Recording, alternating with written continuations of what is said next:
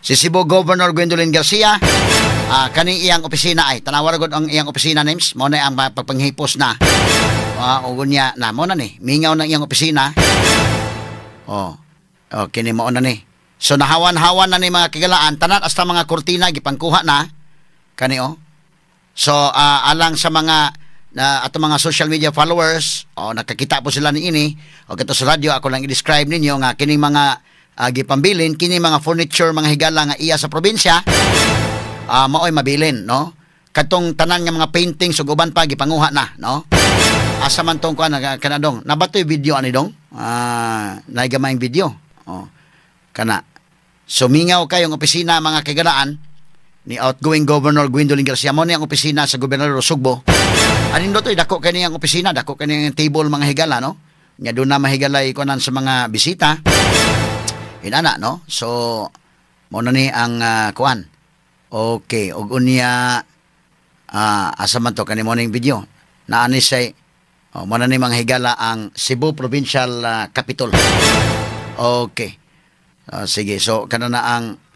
mo na ni mga higala no ang Kapitolyo ug unya kini ang unsa man tong sa legislative building na final na to dai nga gipapahawa tong upat ka mga kuan wala pa no idili sa to sa kunon kay si Pam na may buot sugod karon no straight to the point nalisod ba sa kay tong DILG kuwa kumilik dar imo tong papahawaon ibalhin pagis Palace of Justice ang kuya na Palace of Justice dugan man nag-abandon mura man ning kalakiha og kon ba kaluoy putahon sa mga ahensya sa gobyerno mahigala ato mo ibutang simbako ro ay matandog unya glinog simbako sila maoy disgust dito kay giabandon naman ako ng Palace of Justice mubitan wa na hearing din ha kani adto sa napa ng Palace of Justice pabor kay ko diri kay nakoy kaso mahigala mo baktas man ko dito padong karon medyo layo ko tong kimunda pero bitahan na lang kay mauman mga higalay kana bang safety ba no nya karon papahawaon ning mga opisina, mga government agencies na ibalhin sa Palace of Justice, di ka sa madisgasya ng kalakiha simbako. So, muna ni, no? So, muna nga, si Gwen, iyan ang gibiyaan, ang iya mga higalang opisina. Muna ang mga paintings, no? Nga, kuan, kinini ang, okay. So, muna yung mga higalang iyang opisina, ha? Okay. Dako, di kayo ning kuan na di ay? Ambot umang pamention baka sa nga niya ning akong amigo nga nag-text nako. Bitaw sir no? Nga dako ning opisina. Dili ni maong kang nipabling sa una day, sir. Di siguro mapahingani. Ako na sang respetaran mahigala kay man. Dili ni magpahingaan lang sa siguro. Kaya akong amigo nag-text nako nga kanang opisina ni Gwende. Mo day kuno nang kwanday. Mo nang legislative kwanday sa una. Session hall. O dako gid kayog maohon. Kay ako nakakover ko sa undugen mo ko kasaka ning Kapitolyo god.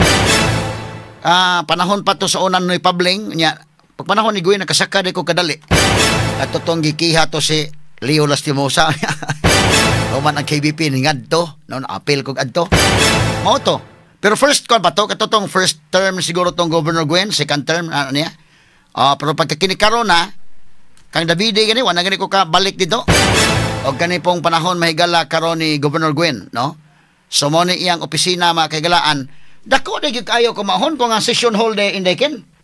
Kay na may legislative building no. So katong opisina ni Pabling sa una usa na may gamit ato. Haman si RB, mo si RB may suito ani mo itong Reporters Capitol. Siya may suito ani mga kay kanigi. Unsa man dito day? Katotoan ko ano? Pertin dako ani ning opisina ha. Okay, so medyo na kuan na ni na nahawa na ni mga sukit ni paminaw. Okay.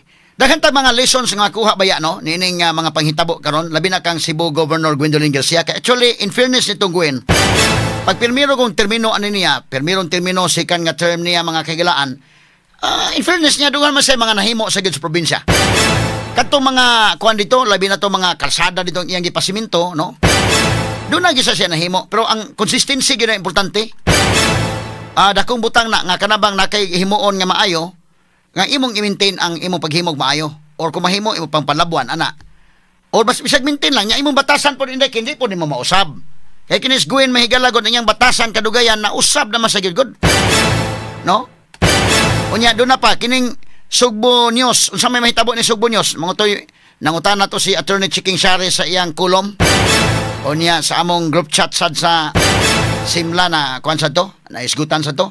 Bitaw kay daghan naman kunog mga maayong equipment ning Subo News. Unsa may pamaagi ani ipadayon pa ni or dili na or unsa man ipadayon pero lahi ang mga ipamutang nga mga tao unsa may mahitabo ka, no?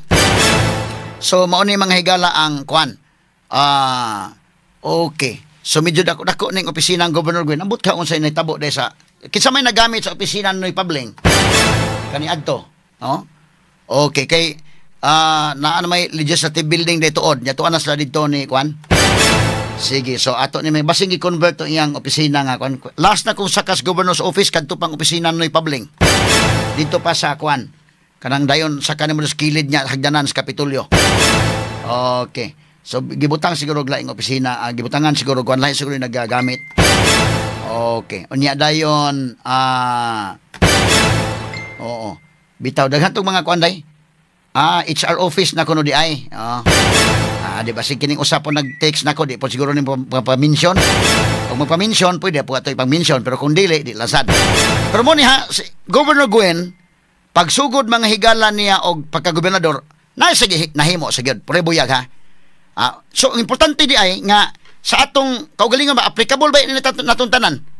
Applicable ba natong tanan nga natay butang nga himuon niya okay ang pag-maintain ana nga consistent ka sa imong kwan ni agi bitaw nako nang naibitay kana na ang sa imong Facebook ba usay na imo agi nga mga kwan do na gyud ka naka-appreciate niya kay do na may mga kalsada sad nga iyang gipanghimo gyud ni Governor Gwen na concrete yun ang kalsada ana so okay gyud ang kwan lang kinahanglan lagi consistency gyud lagi di mahimo day nga kwan day ken ang mga tao bitaw panalitan kwan so naa nakasgahom nya gamhan kwan naka usay mo kampante magunta mo na plangka-plangka pagka-istorya ha bisan sa atong kwan labi na kung natay sagdi lang to nagtrabaho kanang wife competition bitaw pero kinang politika na magay mahitabo nga competition kana magay eleksyon so wag ko na kisa man kuno yung apelyido makapilding Governor Gwen diri sa Cebu manawa gini damhan ning mahitabo ron ang katapusang apelyido unta nga medyo maka-fight nya katong si Ace Durano wa man wala na so kini ni ang nakampante siguro si Indekin, kumpiyansa siya, wala mag-apelido mo, barog di Gwen ba? So nakampante siya, siya ang pagkakampante, wala na niya damhang na ada ay laing kwan. Kalit lang mahiga ng tunga ni Pambari 4, mga sukinting paminaw, o niya, nagkuhan ng mga tao ba? Naiyag yun ang kapalaran sad ni Pambari 4, no? Nag-connive mga higala ang universe, para niya, as kangil. Dugay na ko kasaka ng Kapitolyo sa una naka-cover pa ko panahon ni Pabling pero kon man tong ako god kana na ang tuhik-tuhik ra mo tong ako kay kana na ang ikan kog bombo radyo naabot kog super radio o niya paghuman eskwela ko college sa bulo atong panahon na so mura ba og kana na ang kuan moabot ko dito sa Kapitolyo madadagan ko kudal dito kay managinot og study pero may nalatos ni Pabling katong mga reporters nga naka kuan patunoy Pabling ay ma-preskon to tagaan mig tubig og naapoy utap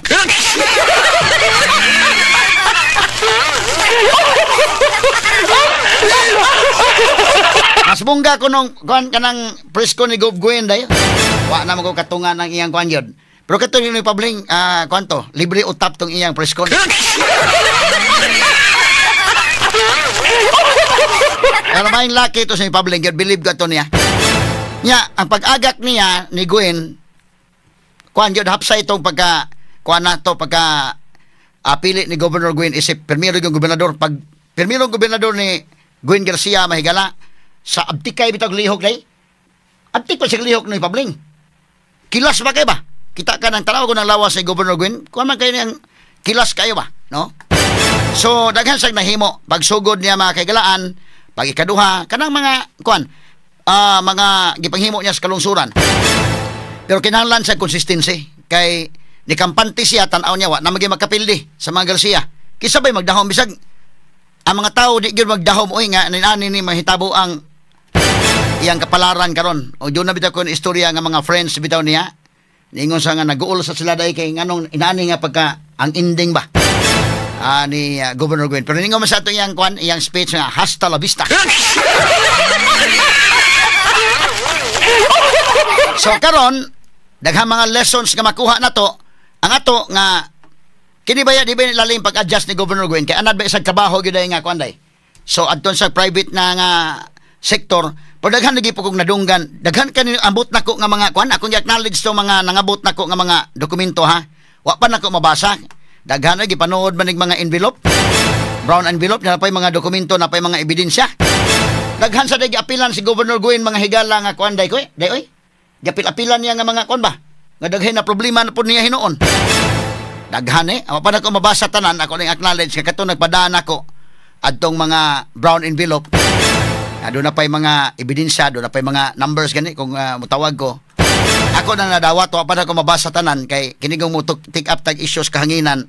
Kinalaman sa itong basahog tarong kay para maklaro gud ang itong ebidensya.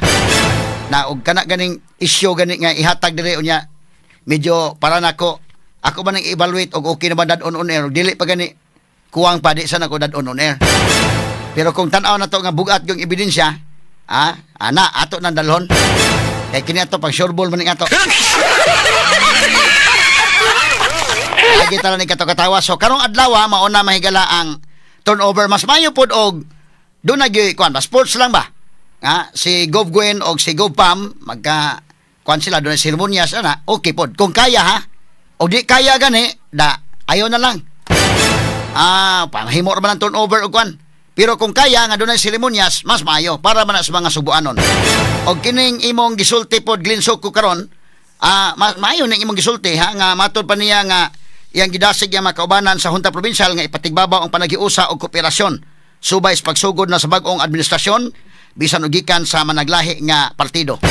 Kay ngadto mo gud ang tuyo nga mapadayon ang serbisyo sa katawhan, no?